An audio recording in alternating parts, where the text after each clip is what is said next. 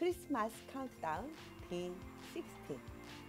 오늘도 그리스도를 기다리면서 아기 예수님이 탄생하신 크리스마스가 어떤 의미인지 생각해보는, 말씀 속으로 찾아보는 그런 날이 되겠습니다. 오늘은 그 두 번째 찾아보는 카운트다운이 되겠는데요.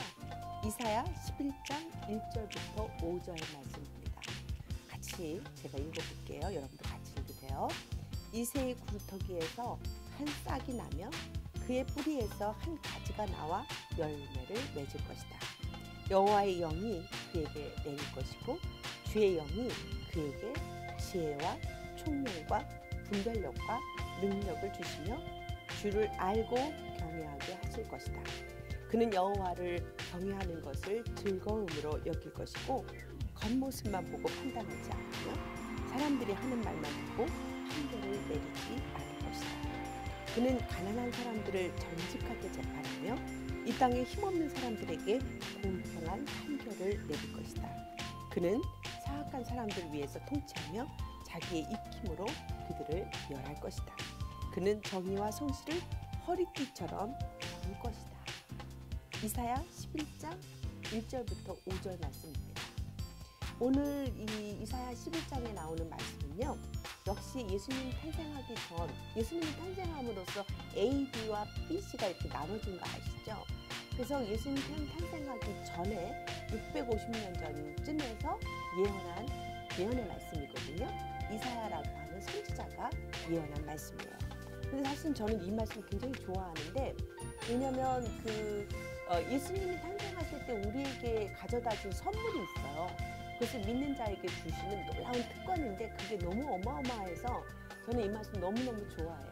그래서 이 말씀을 가지고 노래도 만들었는데, 여러분 잘 아시는 성탄의 별, 크리스마스 별인데, 예수님이 오시면 우린 점점 더 강해져요. 지혜의 영, 권능의 영, 그거 아시죠?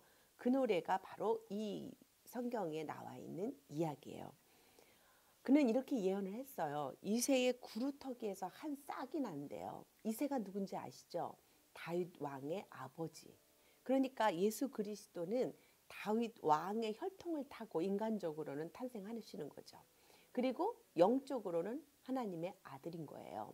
그래서 이새의 구루터기에서 한 싹이 나서 그의 뿌리에서 한 가지가 나와서 열매를 맺을 것인데, 바로 그분이 예수 그리스도시라는 거예요. 그래서 그분이 탄생하시면 여호와의 영이 그에게 내릴 것이라고 해요. 여호와의 영. 우리가 솔직히 말하면 이 온 땅을 만드신 하나님 아무도 본 자가 없어요. 죄인된 모습으로는 하나님 앞에 설 수 있는 사람이 하나도 없거든요. 그런데 예수님이 오시면 여호와의 영이 그에게 내릴 것이라서 우리는 그 예수님을 만날 때 여호와를 만나게 되는 거예요. 같은 영이니까. 그러니까 놀라운 일이죠. 그동안 하나님 어디 계셔? 몰라. 하나님 음성으로만 듣고 어디 계신지 눈으로 보일 수 없었는데, 이제는 눈으로 볼 수 있게 됐는데 그분이 바로 예수님이시라는 거예요. 그래서 여호와의 영이 그에게 내릴 것이다. 주의 영이 그에게 이런 일을 주신대요. 지혜의 영, 총명의 영, 분별력과 능력의 영, 주를 알게 하고 경외하게 하는 영이라는 거예요. 그러니까 그 예수님을 믿는 자들에게는 예수님에게 임했던 이 똑같은 영이 우리에게도 임하는데, 이게 굉장한 일인 거예요. 이것만 생각하면 우리는 솔직히 걱정할 게 없어요. 먼저 주의 영, 여호와의 영이 임해요. 그러면 하나님과 함께 사는 거죠. 그러면 그런 사람은 지혜의 영이 임한대요. 지혜가 뭘까요? 좋은나무 성품학교의 지혜의 정의는, 지혜란 내가 알고 있는 지식을 나와 다른 사람들에게 유익이 되도록 사용할 줄 아는 능력, 이런 것이죠. 그러니까 예수 그리스도를 이 땅에 주신 이유가, 그 예수님과 함께 그 예수님을 믿는 사람들에게는 지혜의 영이 임하게 되는데, 우리가 알고 있는 지식을 나를 위해서도 쓸 뿐만 아니라 다른 사람, 그리고 하나님과 모든 백성들을 위해서 기쁘게 사용할 줄 아는 능력이 있는 지혜로운 사람이 된다는 거예요. 그리고 총명의 영이 임한다는 거예요. 총명은 뭐냐면 사람들 사이의 관계의 영이에요. 그래서 여러분 왜 갈등이 있고 저 사람이랑 원수가 될 것 같고 이제는 안 놀아 하고 결별했는데, 누군가가 싹 나타나서 서로 중재하고 아주 지혜롭게 관계들을 잘 이끌어가는 사람 있죠. 이게 총명한 사람이에요.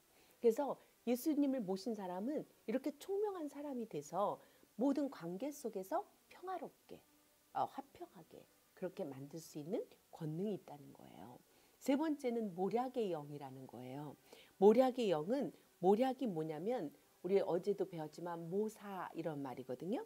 그래서 카운슬, 그래서 지혜로운 전략을 말해줘서 인생의 구체적인 나침판을 이렇게 줘서 낭떠러지에 떨어지지 않고 지혜롭게 그 사람을 전략적으로 잘 성공할 수 있는 길로 인도해 주시는 분. 그러니까 예수님을 우리가 모신다는 거, 예수님이 오신 것은 우리의 모사예요. 그래서 어떻게 해야 될지 모를 때 우리는 예수님께 기도하잖아요. 그 예수님의 영이 우리를 모사하세요. 그 모사는 우리를 카운슬하셔서 우리를 아주 정말 좋으신 카운슬링이시죠. 그래서 그분은 우리의 길을 아주 인생의 나침판, 평탄하고 안전하고 아름다운 길로 우리를 인도하시는 그런 분이시라는 거예요. 그래서 그 예수님은 모략의 영이 임하신다.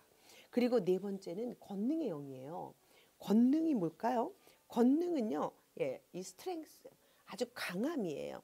두나미스, 인간의 생각으로는 상상할 수 없는 다이너마이트 같이 폭탄처럼 엄청난 성령의 능력이 있는 것을 우리는 권능의 영이라고 하는데요. 예수님은 이런 권능의 영이 있어서 그 예수님을 환영하고 예수님을 따라 섬기는 사람들에게는 똑같은 권능의 영이 임하는 거예요. 그래서 어려운 일이 있으면 다른 사람은 낙심하고 좌절하고 쓰러질 때 이 예수님과 함께 사는 사람은 돌파하는 능력이 있는 거예요. 뻥! 권능의 영으로 마치 인생의 다이너마이트처럼 돌파하는 힘을 갖고 있는 거죠. 다섯 번째는요, 지식의 영이에요. 지식은, 이 knowledge는요, 여호와를 아는 지식이에요. 바로 여호와께서 바로 옆에서 대화하는 것 같이 그분의 마음, 그분의 생각, 그분의 속사정을 알게 되는 거예요. 예수님이 오심으로 우리를 그렇게 인도하신 거예요. 하나님 멀고 먼 당신처럼 저 멀리 계시고 두렵고 어려운 분이 아니라 예수님 때문에 우리는 아버지처럼 우리 옆에서 나의 모든 생각을 아시고 또 우리도 그분의 생각을 아시고 그분의 마음을 아시고 또 우리 마음도 아시고 이렇게 우리가 서로 대화하며 인생을 살아가는 것, 이게 바로 지식의 영인 거예요. 하나님을 아는 지식이 모든 지식의 근본이 되거든요. 그러니까 우리가 이 땅에 살면서 필요한 지식이 그분을 알아감으로써 얻는 지식이다라고 하는 거예요. 여섯 번째는 여호와를 경외하는 영. 여러분, 어떤 사람이 승리할까요? 네, 아무리 많은 일을 해도 여호와를 배반하는 사람, 여호와를 섬기지 않는 사람, 여호와를 믿지 않는 사람, 여호와를 멸시하는 사람은 패망이에요. 그런데 여호와를 경외하는 영으로 오신 예수님, 그래서 자꾸 그 예수님을 우리가 가까이 우리가 모시면 여호와를 점점 더 알게 되니까, 너무 좋으신 분이라는 걸 알게 되니까 점점 더 사랑하게 되는 거예요.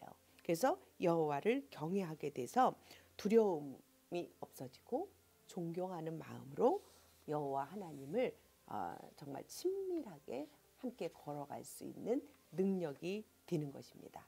여러분, 예수님이 오신다는 게 이런 놀라운 축복이 우리에게 임하는 것인 줄 몰랐죠? 예, 바로 그런 예수님이 크리스마스 탄생하신 것입니다. 그 예수님을 환영합니다. 자, 우리 옆에 있는 친구들이나 우리 주변의 사람들에게 메리 크리스마스 한번 해줄까요? 시작! 메리 크리스마스, 사랑합니다.